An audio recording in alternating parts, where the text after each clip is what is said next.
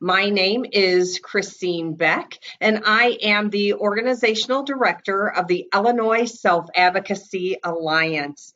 Today is Thursday, March 21st, 2019, and our webinar is Equip for Equality, the Illinois Protection and Advocacy System. As a reminder, all attendees are in listen-only mode. If you wish to communicate with myself as the moderator or Cheryl Jansen, the presenter, simply type in using your dashboard and we will be able to receive that information. This presentation is being recorded and will be posted on the Alliance's Facebook page as well as the Alliance's website for your viewing pleasure 24/7. I'm excited to see some new participants to our webinars. So to those of you who are joining an Alliance webinar for the very first time, welcome. We're glad you're with us. So who we are, the Alliance is also called the Illinois Self-Advocacy Alliance. We are a network of advocates, allies, and self-advocacy groups all around Illinois. Our vision is for self-advocates to work together to get the support we need and to live the life we want in the community. Our mission is to speak up for ourselves and each other while working together to make changes in our communities and in Illinois. Our focus is on empowering people to speak up and speak out about what they want and need, don't want and don't need, action plan their goals, and participate in advocacy at the personal, agency, community, and statewide levels. We do a lot of different things and are excited about it. The Alliance supports local groups. We work together on important issues that self-advocates select. We offer networking, advocacy, and learning opportunities through monthly newsletters, webinars, the Alliance Ambassador Leadership Training, and our Training Institute. We currently have 24 member groups in Illinois, and our goal by 2021, we'd like to have 40 member groups all around Illinois. We have member groups in the northern Illinois areas of McHenry and Zion and Dixon. Chicago is well represented with member groups in Alsip, Brookfield, the city of Chicago, Chicago Heights, and Homewood. We have member groups in Rock Island, Pontiac, and Galesburg. In central Illinois, we have member groups in Bloomington, Beardstown, Jacksonville, Decatur, Monticello, Alton, Charleston, and Edwardsville. No matter where you live, there is probably a self-advocate or self-advocacy group that's involved with the Alliance near you. So I'd like you to meet the presenter, Cheryl Jansen. She is the Public Policy Director of Equip for Equality. Welcome, Cheryl. Thank you, Christine, and thank you for inviting me to participate in your webinar series. I'm really happy to be here, and I would like to thank all of you who are in attendance today. Let me give you a little overview of what we're going to do during the webinar. First, we're going to talk about the background and the history of the Protection and Advocacy System. And then I'm going to talk about Equip for Equality's history as the Protection and Advocacy System for the state of Illinois. And then we're going to take a look at the programs and services that are offered by Equip for Equality. And I'm going to highlight some of the work that our different programs have done and are doing. Fantastic. Now, many of our self-advocates are very familiar with this phrase, speak up and speak out. So this is an opportunity for all of you to speak up and speak out. using this poll that I'm going to put up. And the question is, have you heard of Equip for Equality? Have you heard of Equip for Equality? So you should have a pop-up on your screen. Click yes if you've heard of Equip for Equality. Click no if you haven't. So go ahead and vote. We'll keep this open. And I know some of you may have several people in the room, so you might have to take a little bit of a poll within this poll. Who has heard of Equip for Equality, or have you heard of Equip for Equality? We'll keep it open for a couple more seconds. So far, it looks like everybody who has voted has heard of Equip for Equality. This is fantastic. So Equip isn't Illinois' best kept secret. I guess the secret is out. So we're going to go ahead and close that poll. Thank you for sharing. Great. So Cheryl, looks like a lot of people have heard for Equip for Equality, but they probably don't know the history and everything that you do. So let's learn. Wonderful. So let's talk about how the Protection and Advocacy System came into being. And really what motivated Congress to act is that in 1975, there was some national media attention about some really terrible conditions at a state-run institution for both children and adults with disabilities in the state of New York. And you may have heard of this institution. It was called Willowbrook. Actually, it was called Willowbrook State School, which is interesting because it had people who were far beyond school age at this particular place. And Willowbrook was intended to serve about 4,000 people with disabilities, but in actuality, they had about 6,200 people living in Willowbrook. And so it was overcrowded, it was understaffed. The conditions were very bad. People were living in filth, they were wearing rags, and because of those conditions, there was a lot of illness and disease, particularly hepatitis. So it was not a good place, and there was no active programming going on for the people who lived there. So in 1965, Senator Robert Kennedy, you may have heard of him, went to Willowbrook to take a tour. And when he finished the tour, he came out and he described it as a snake pit because it was really awful.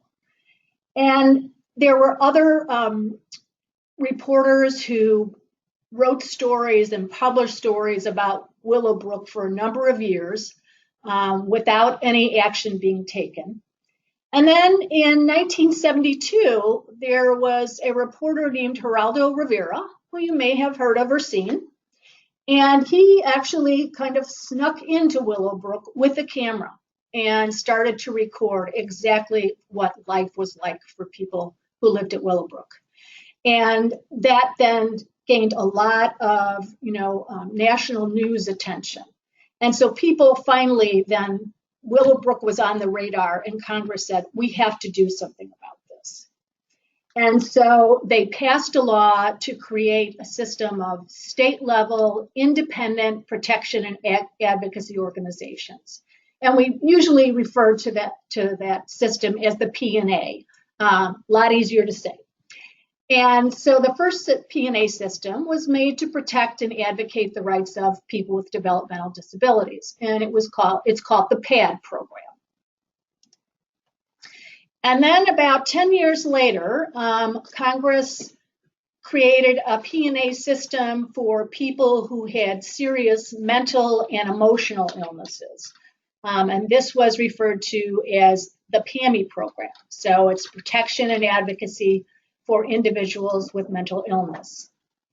And then in 1994, Congress created a P&A system for people with disabilities who weren't covered by either the PAD or the PAMI systems.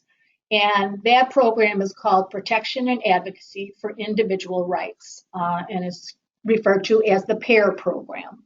So if you didn't have enough alphabet soup in your life, here is some more. And I just by way of background, the initial focus of the P&A system really was to safeguard people who were living in large institutions. But over the years, that focus shifted, and it's been expanded to secure the rights of people with all types of disabilities, regardless of where they live. And so we now have 4 other P&A systems that Congress has created. One is for beneficiaries of Social Security, called PABs. One is for people with traumatic brain injury, referred to as the PATB program. There is also one related to assistive technology called the PAT program. And finally, now we have also a P&A system for voting access, and that's referred to as the PAVA program. And this is Christine. I'd just like to share that early in February of this year, we did have a presentation that's been recorded for beneficiaries of Social Security, or the PABS program, PABSS. So you can find that recorded webinar link on the Illinois Self-Advocacy Alliance's website. We'll share the website with you at the end of this presentation. So let's now talk about what kind of powers and authority the P&A has and what the responsibilities are of the P&A. That first and foremost, the P&A has to be independent of any disability service providers. And that's true whether it's a public or a private provider.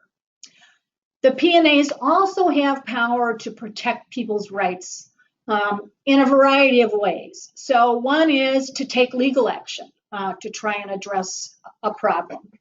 The P&A can also go into facilities and talk with people who are receiving services there.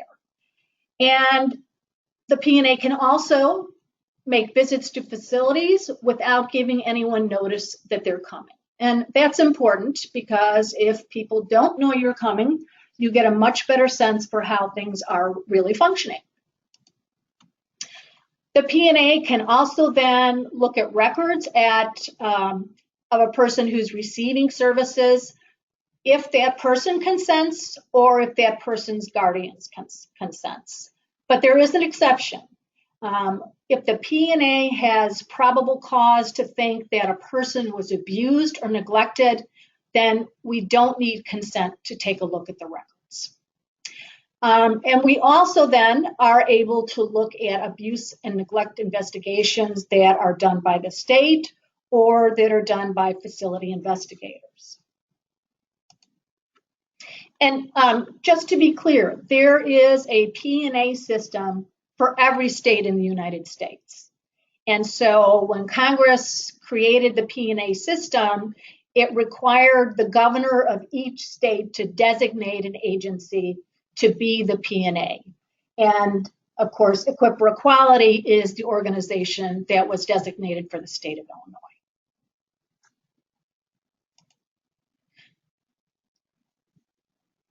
So let's talk now specifically about Equip for Equality and how we came into being. Equip for Equality is a private and independent not-for-profit organization. Most P&As in the United States are private and independent, but there are still some that are within state government. And actually, when the Illinois P&A started, it was part of state government, but then was pulled out to become private and independent.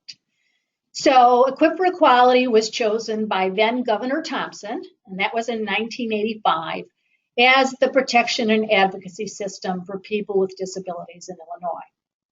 And of course, at first, we served only people with developmental disabilities because when the P&A system started, that was the only one, the PAD program. And now we serve people with disabilities of all types across the state of Illinois. So it's much broader. So now I'd like to talk about the different programs and services that Equip for Equality offers. One is abuse and neglect investigation, and that occurs in both public and private facilities and programs. We also have a civil rights team that focuses on legal advocacy for people with disabilities.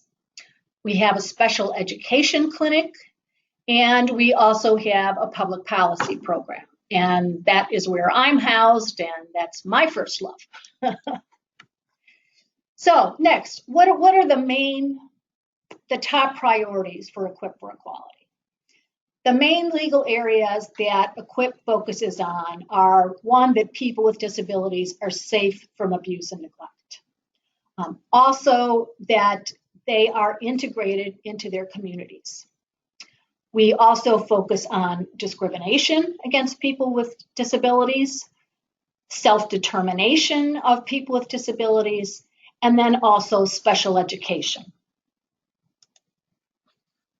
So let's talk first about our abuse investigation unit. It began in 2005, and we actually received funding from Congress for that unit in order to show the benefit of using an independent oversight group, us, the P&A, in state investigations of abuse or neglect. And so the abuse investigation unit is really focused on finding system-wide issues and possible ways to fix problems with the abuse and neglect investigation process in Illinois. So the abuse unit obviously is able to make unannounced site visits, and they watch public and private facilities to find out if there are any dangerous conditions and practices going on. They also look at investigative reports and documents that are done by state agencies and also private facilities. And based upon that monitoring and what they have observed and reviewed, they issue public alerts and reports to show what those problems are so the public knows, and also to provide ideas to make the health and safety of people with disabilities better.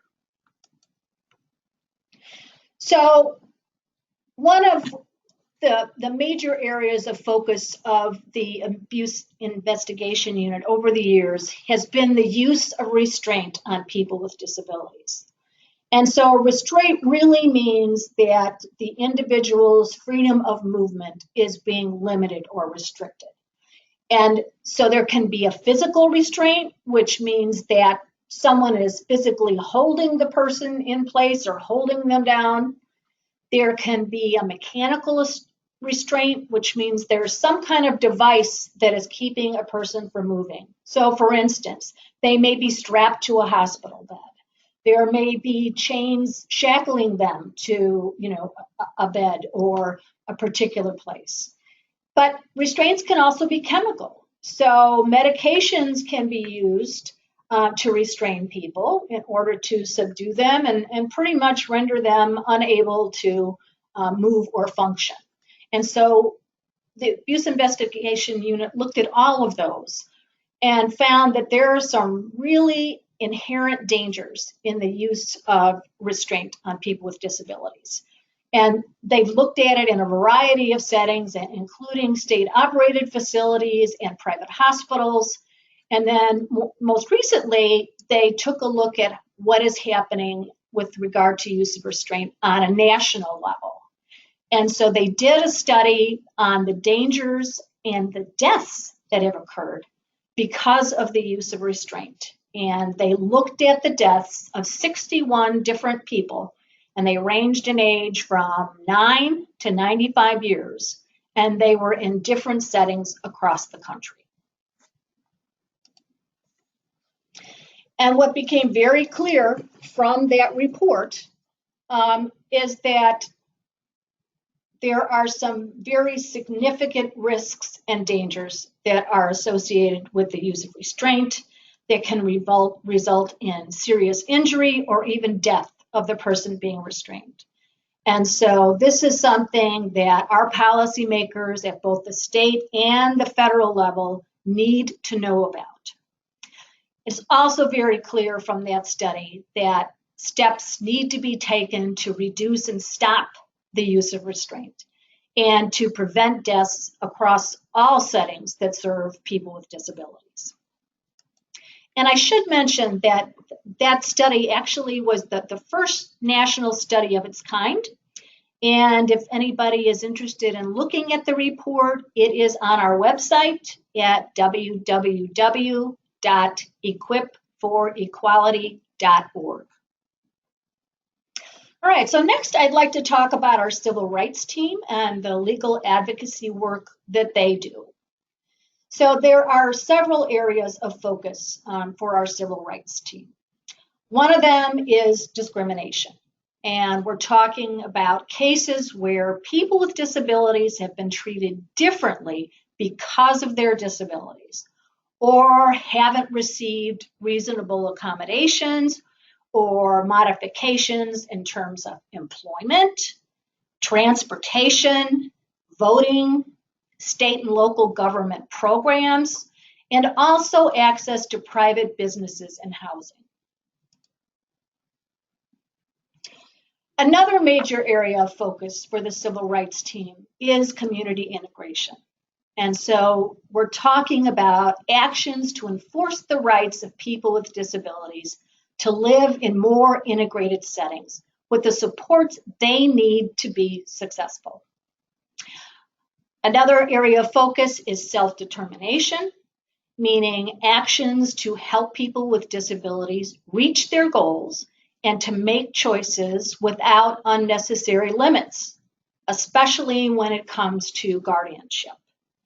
And I should point out that our civil rights team handles both individual cases and systemic cases.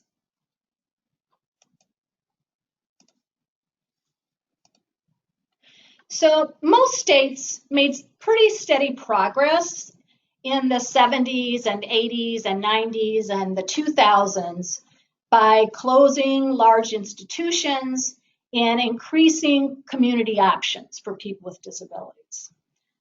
Sad to say that Illinois lagged way behind the rest of the country in this regard.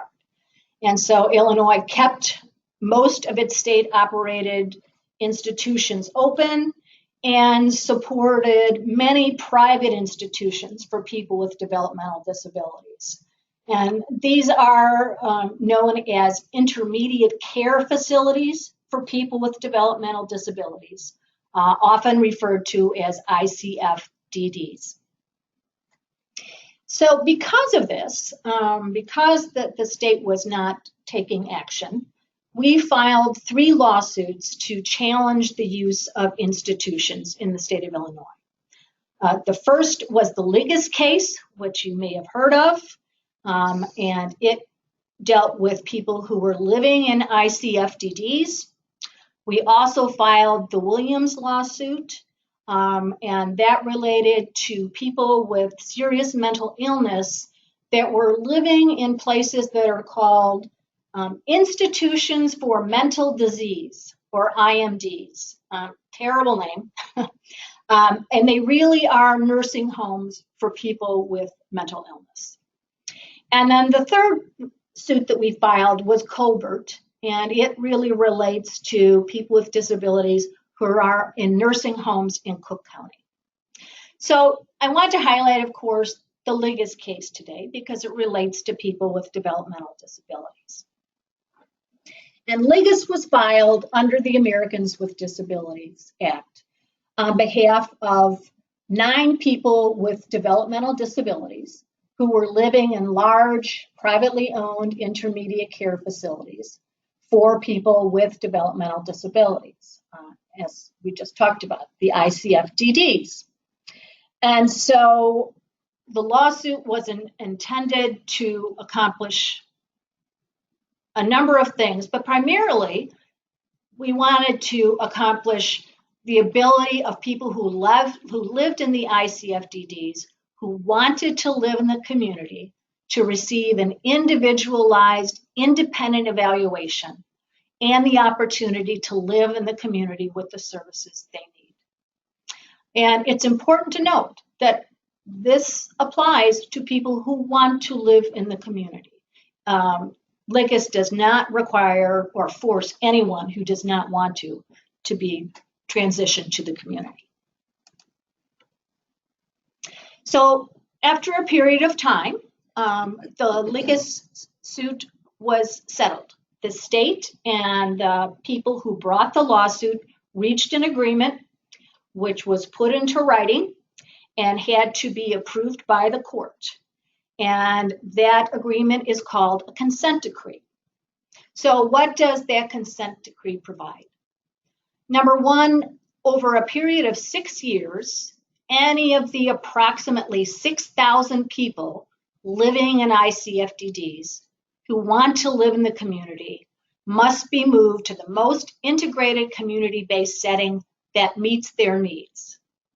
Also, 3,000 people above and beyond those 6,000 who have developmental disabilities who are living at home must be provided with community-based services if they so wish.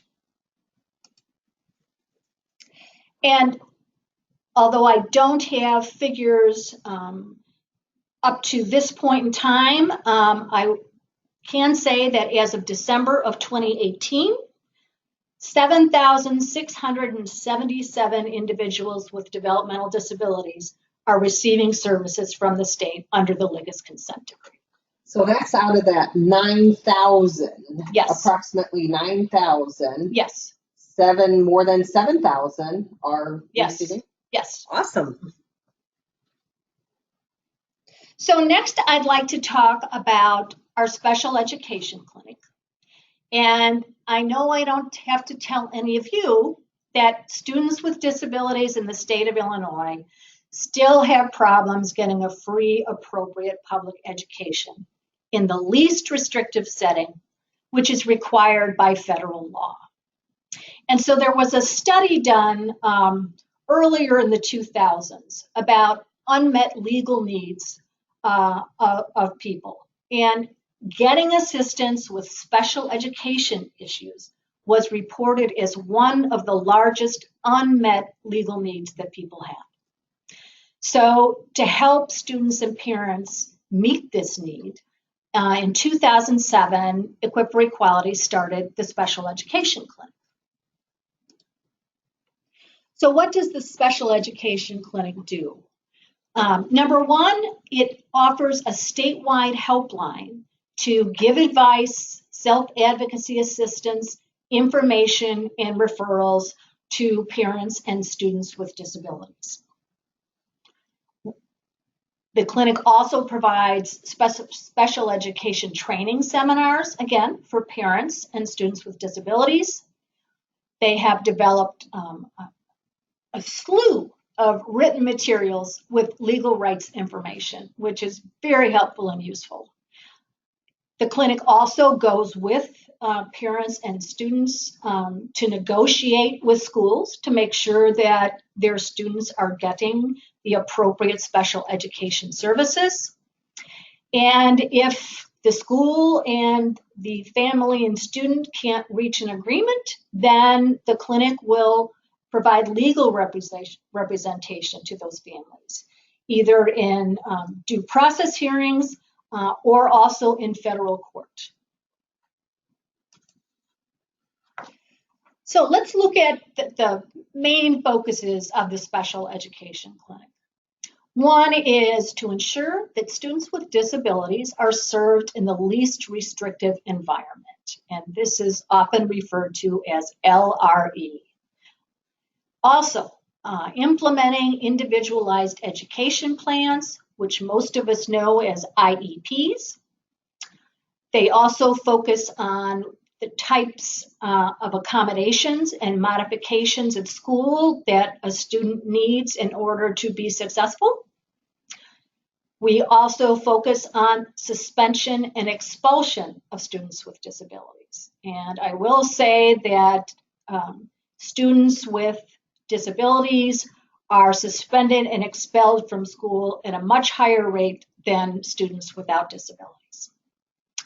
We also deal with transition services of students with disabilities who are age 14 and a half and beyond, so that they obtain the preparation and the services they need to be able to go and live in the community and to work in the community and to be successful in the community after high school.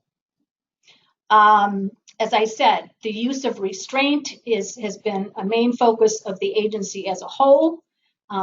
Also, the use of seclusion, which means you are putting an individual in a room or place so that they are segregated and alone, apart from anyone else. And this does happen in schools, and it's something that we focus on and try to take action on when it's used inappropriately.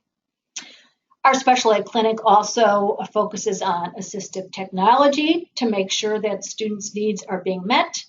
And of course, just the overall question of eligibility. You know, is this particular student eligible for special ed services, and are they getting the right special ed services?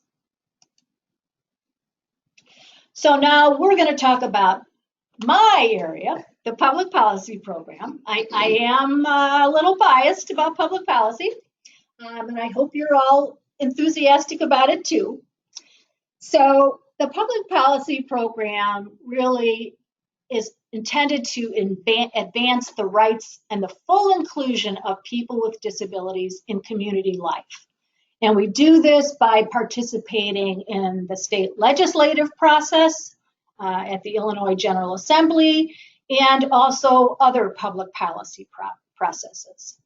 So for instance, we have written bills, pieces of legislation, found sponsors to carry those bills, testified at legislative hearings, and then we advocate with legislatures for their passage by the General Assembly. We also track and take positions either for or against bills that are likely to have a major impact on the lives of people with disabilities. So these are bills that we haven't written or initiated, but there are about 6,000 bills that are filed in any given year in the Illinois General Assembly, and a fair amount of them deal with disability issues. So we watch those very carefully, and we weigh in when it's appropriate to do so. And I'd also just like you to know that when the Illinois General Assembly is in session, which is typically from January through the end of May, Equip for Equality puts out a weekly legislative update. And so this is a document that indicates which bills are being heard by which legislative committee in that given week. And so the date and time of that hearing, the location of that hearing. It also gives a summary of the bills that the committee is going to hear. And it provides an electronic link so that if you wanted to go on record as saying that you support a bill or you oppose a bill, that you can file what's called an electronic witness slip. And this is something that the committee sees and knows then who is for a bill or who is against it. And so that's a great way to let the legislature know, what your feelings and opinions are about a given bill. Of course, you also have the ability to come in and testify personally at a hearing if you're able to. And you can also submit written testimony to the committee so that if you can't make that trip to Springfield, you can write up what your concerns or what your support is for a given bill, and you can send it to the committee for them to consider. So there really are various ways that you can participate in that process. And Cheryl, how do people find these weekly legislative updates? That's a good question. And so there are a couple of ways. Number one is we have a listserv so that people receive the weekly legislative update on a regular basis, on an automatic basis. but we also post it on the homepage of our website, so it can be found either. And if there's anybody who's attending today who's interested in being on the listserv, then please just email me and I'd be happy to add you. In a few slides, we'll see the actual website for Equip for Equality, and then you'll also see Cheryl's contact information. So what else do we do in public policy? We take part in task forces that the legislature puts together. We participate in work groups on disability issues. And these are things that you as advocates can do as well. And I would encourage you to do so. You need to make your presence known. You need to make your voice heard. And so if you have the ability and the opportunity to participate, I hope you will do so. We have also done a number of really in-depth research projects and then issued a public report with recommendations for change. And I'm going to talk about a couple of those in a few minutes. And we also take a close look at proposed rules and policies that affect people with disabilities. And we provide input, which could be written comments to the agency or the body that is proposing the rules or the policies. And sometimes there are public hearings for these things, and so we might also testify at the public hearings for rules and policies. So I want to give you some examples of how Equip for Equality has helped to shape some of the public policy in Illinois. And a few years ago, we wrote and were able to have passed a law to provide due process protections for adults with disabilities who had a guardian and whose guardians were looking to have them involuntarily sterilized. And what do I mean by involuntarily sterilized? This means that there would be surgery, a surgical procedure on the adult with the disability that would make them incapable of having any children. And so obviously this is a very significant step. And we had a case, we handled a case for a young woman with a disability who had a guardian, and she actually came to us for help on something that really did not relate to her guardianship. But because she had a guardian, we went and looked at her court file with regard to the guardianship. And what we found out is that her guardian had filed a petition with the court to have her involuntarily sterilized.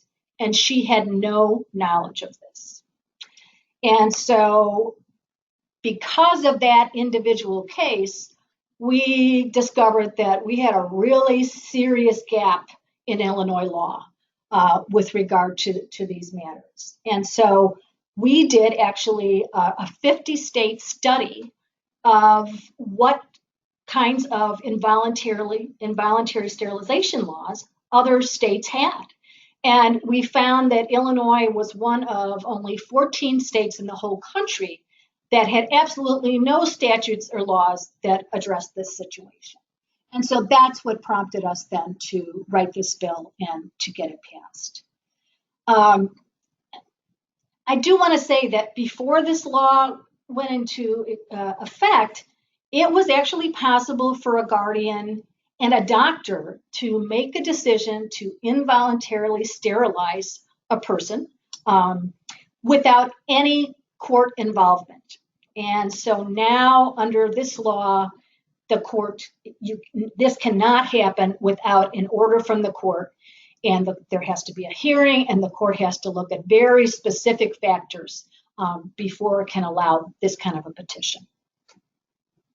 So we've also worked on work groups that were formed by the state to provide input on rebalancing the developmental disabilities and mental health service systems in Illinois.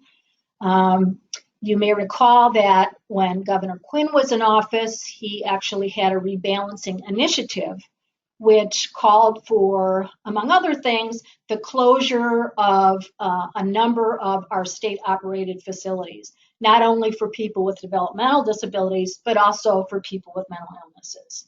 And so during that process, we took part in work groups, and they had legislative hearings about whether or not to close some of these facilities, and we testified in support of rebalancing in those closures.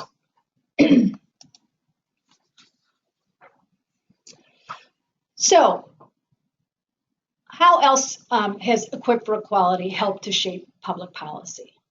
You may remember that a couple of years ago, the Chicago Tribune did this series of articles about the conditions in certain CILAs that resulted in injury and in some cases death of the people with disabilities who were living there. And so this caused the legislature, the state legislature, to take a really serious look at what was going on in CILAs. And they held a number of public hearings about that issue. And so we then testified at those hearings about what kinds of changes were needed to make sure that the health and the safety and the welfare of people with disabilities living in CILAs was protected. And there were also, because of, this was something that was in the news across the state, there were a lot of legislators then who filed bills to increase protections for individuals living in CILAs. And we actually worked with legislators to amend some of those bills to make the protections even greater. We also testified about what the state needs to do to make employment first a reality in Illinois. And so what is employment first? Employment first means that competitive integrated employment must be the first and the preferred option for people with disabilities. And we actually have a law in Illinois that requires this to happen. And what do I mean by that? It means that people with disabilities should be able to work in the community earning the same wage, at least minimum wage, if not higher, as wages that are being earned by people without disabilities. And so this means that, you are working with and interacting with people with and without disabilities, which is not usually the case for people who are working in a segregated setting.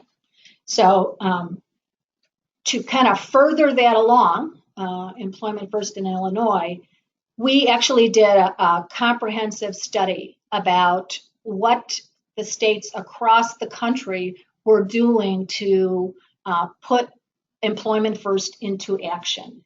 And we issued a report called the Illinois Blueprint for Employment First. And because of the work and the research and the recommendations we made, then we were asked by one of the senators to testify about Employment First and what Illinois needed to do to actually make it happen. And unfortunately, Employment First is still moving along at a rather slow pace, and we have served on work groups and a statewide task force to come up with a final plan to put Employment First into action. All right, well, now it's time to speak up and speak out. Cheryl talked a lot about public policy and connecting with legislators and bills and laws and those kinds of things. And before a bill can become a law, we have to be able to speak to our legislators and let them know what's important to us. So here is an opportunity to speak up and speak out. Do you know your legislators? Do you know your legislators? So we're going to go ahead and launch that poll and go ahead and chime in. Do you know your legislators? So people are responding. And there's really not a right or a wrong answer. You're doing what you're doing right now. Maybe you want to make some changes. We'll go ahead and leave this poll open for a couple more seconds so people have an opportunity to let their vote be heard. So do you know your legislators? Do you know your legislators? We'll give you about 5 more seconds to chime in. Looks like the majority of people do know their legislators. So we're going to close that. 86% of you said, yes, I do know my legislators. And 14% said no. And as I said, it's okay. You know who you know. If you don't know your legislator, here's an opportunity for you to find out. You can go to www.elections.il.gov, and there is an Illinois State Board of Elections district official search. And you simply put your address in, and it will tell you who your elected officials are, and not only who they are, but how to contact them, which I think is wonderful. You know, sometimes you're new to an area and you might have known your elected officials from back home, but you got to know who your new elected officials are. Remember, they need to know what's important to you. And so here's an opportunity for you to speak up and speak out with them. Okay, so finally I'm going to talk about improving voting access for people with disabilities. You may know that in 2002, Congress passed a law called the Help America Vote Act. And it's often referred to as HAVA. And it was really passed to make the voting process easier and more accessible for all citizens of the United States. But advocates were very active when this bill was being written and negotiated. And so as a result of that advocacy, there are some very specific provisions to improve access of people with disabilities to the voting process. Okay, hold on a second. We lost our connection. Oh, no internet on our guest. Okay, audio connection restored. Hold on. Yeah, okay. We'll pick up where we left. That's okay. That's okay.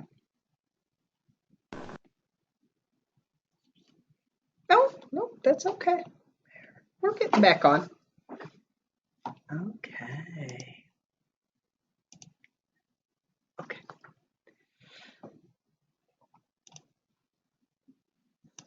All right, everyone, welcome back. We did experience a brief technical issue. I don't know what you want to call it.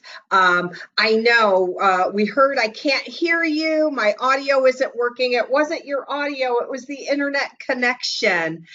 So you all should be able to hear us and see us. So thank you for hanging in there. You know, technology is wonderful and it can bridge the gap in so many ways. But sometimes technology doesn't work like we want it to. So this is the screen that we left off. And so Cheryl, if you could just go over this screen again, please. Oh, sure. Thank you. I'd be happy to. So as I was saying, you may know that in 2002, Congress passed a law called the Help America Vote Act. It's often called HAVA. And it actually was passed because there... Yeah, just hold on. There. Okay, go ahead. It was passed because there had been some serious problems during the 2002 elections. And so Congress wanted to make sure that all United States citizens had full access to the voting process. But There were many disability advocates who were active when the Help America Vote Act was being written and being passed. And because of that advocacy, which was very successful, there are some specific provisions in HAVA to improve access for people with disabilities. And so under that law, HAVA, Equip for Equality does a number of things to promote and increase voting accessibility. And that includes preparing and giving out voting rights information. We also, for all major elections, have a toll-free election day helpline that people with disabilities can call so that they can get answers to questions regarding any problems that they experience when they go to vote on election day. And so we have our staff available to respond to those calls for the entire time that the polls are open on election day. And so you can call the helpline between 6 a.m. and 7 p.m. and there will be staff available to respond. And we also offer free trainings for people with disabilities about their voting rights. So how do you gauge and how do you work to improve voting access?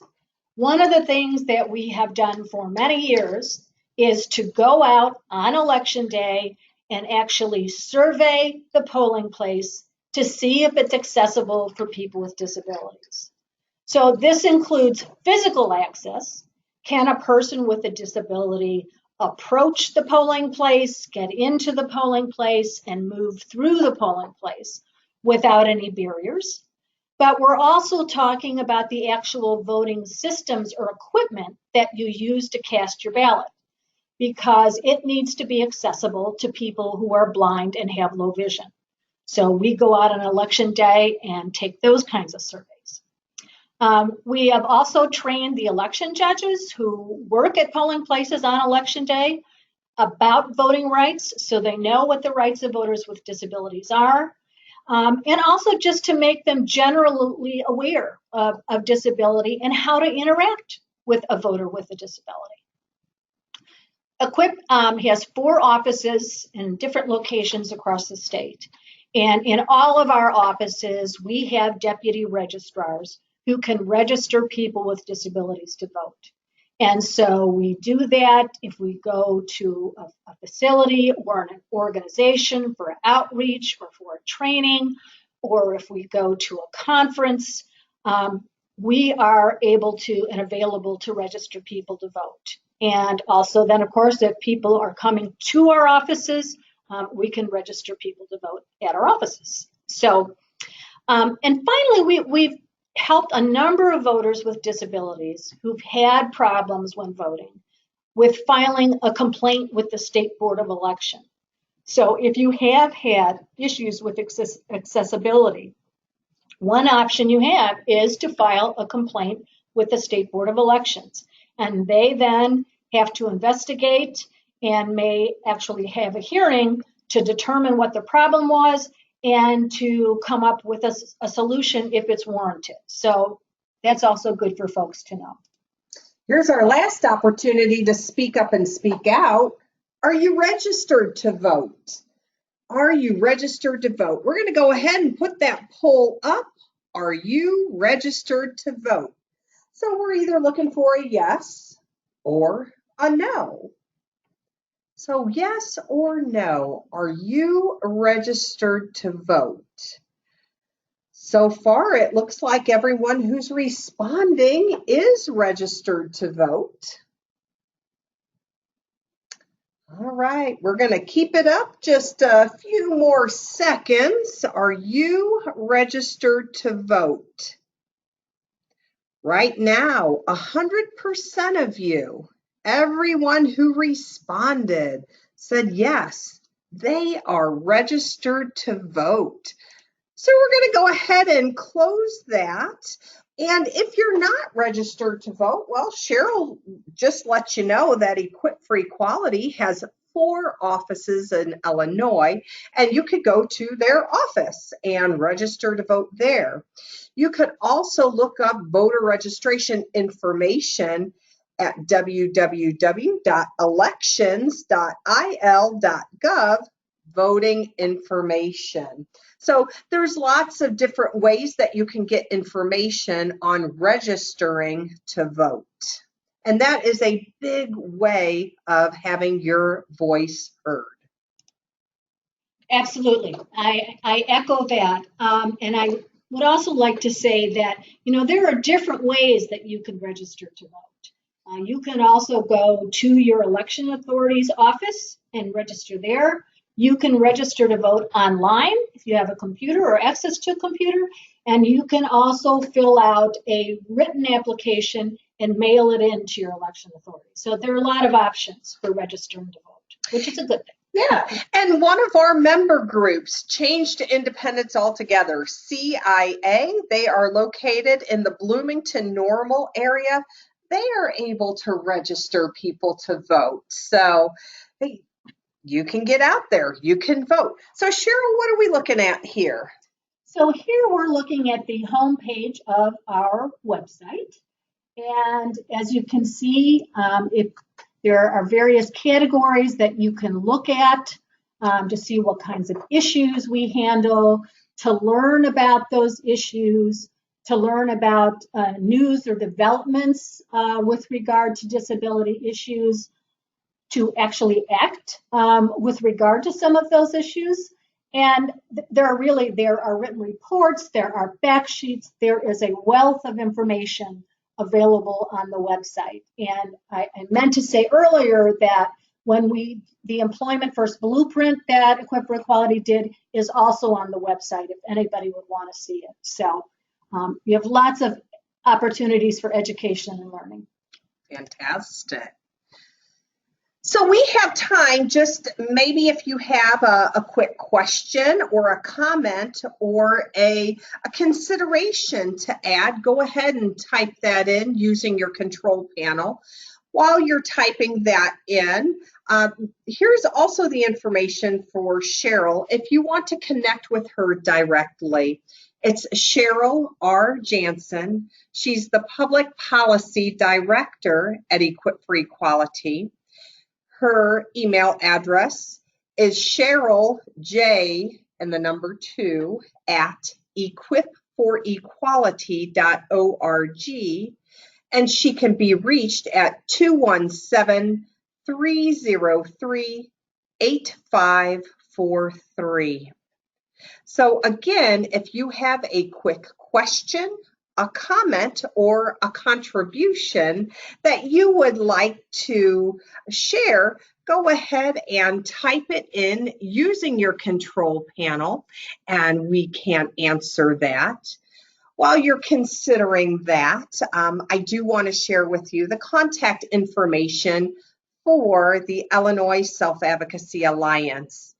You can email us at info@selfadvocacyalliance.org. Our website is selfadvocacyalliance.org. And you can find us and like us on Facebook. We look forward to connecting with you. So Cheryl, I don't see any questions, comments, or contributions that anybody wants to share. So for all of you who joined us, whether it's the first time or the 51st time that you've joined us for a webinar, we appreciate you joining us today. Cheryl, anything you'd like to close out with? First of all, I'd like to again thank you for participating in the webinar today.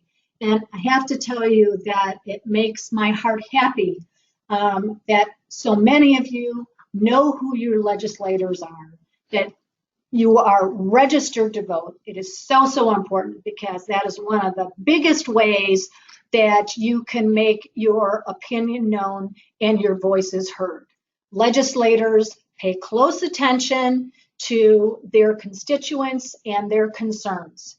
And so if you decide to reach out to a legislator about an issue or about a bill, make sure that you tell them that you are one of their constituents. And I have heard legislators say, if they hear even from 2 or 3 people about the same issue, I should say 2 or 3 constituents about the same issue, that can motivate them to take some action. So it is so, so important, and don't hesitate to speak up and speak out. Yes. And in the words of a very wise self-advocate who told me, no one can share your story like you can. So share your stories, keep speaking up and speaking out. Thank you so much, everyone. Have a good day. Bye-bye.